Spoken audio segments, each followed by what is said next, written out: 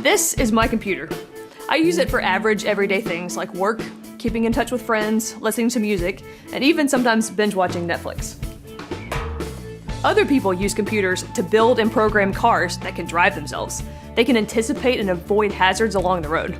Computers can produce images that tell us in real time what parts of the brain a person is using. They can even be used to build prosthetic arms that give an amputee back their sense of touch and movement. Technology is mind-blowing, but only because of what's inside, not the actual physical components, although those are pretty amazing too. I'm talking about the code, the series of ones and zeros that tell the computer what to do and how to process things. That code is responsible for every single function a computer performs. And if one of those lines of code isn't true, if even one digit is out of place, the whole program falls apart and ceases to function properly. The same can be said of us. Honesty is like our source code, keeping our relationships humming along smoothly. We define honesty as this: choosing to be truthful in whatever you say and do. This definition of honesty has to do with the core of our relationships. It's important to help kids understand how honesty builds trust, and trust builds relationships. But dishonesty, especially over time, can be destructive. You have the potential to help a child understand how living a life that is truthful can affect them relationally and personally. The Bible gives us plenty of examples where this has gone wrong, and we'll look at some of those, but we'll also take a look at 2 verses that illustrate the good that can come from a life of honesty.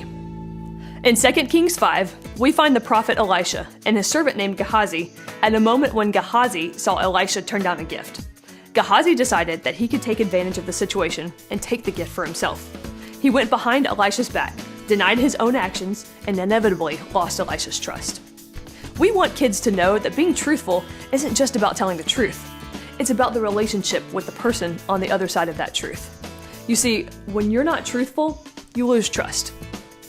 Next, we'll take a look at David's life, just before he became king. In 1 Samuel 21, we find David on the run from a jealous King Saul.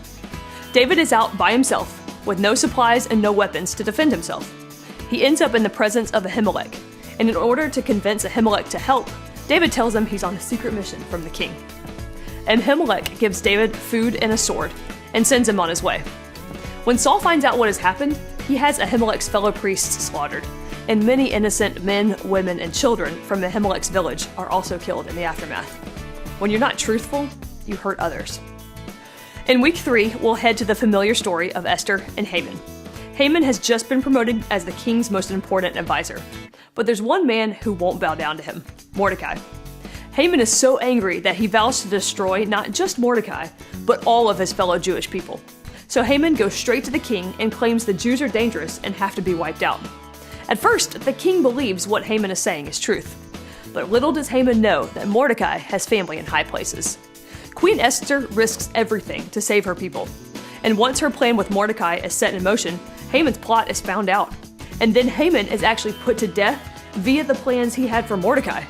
Haman really found out the hard way that when you lie to help yourself, you hurt yourself instead. We'll close the month out with a verse that John wrote in his letter to the church. 1 John 1:9 says, "But God is faithful and fair. If we confess our sins, He will forgive our sins. He will forgive every wrong thing we have done. He will make us pure." It's important to be honest with everyone, but it's even more important to be honest with God. God already knows what's on our hearts, but He still wants to hear from us, even when it's just to confess the times we've messed up.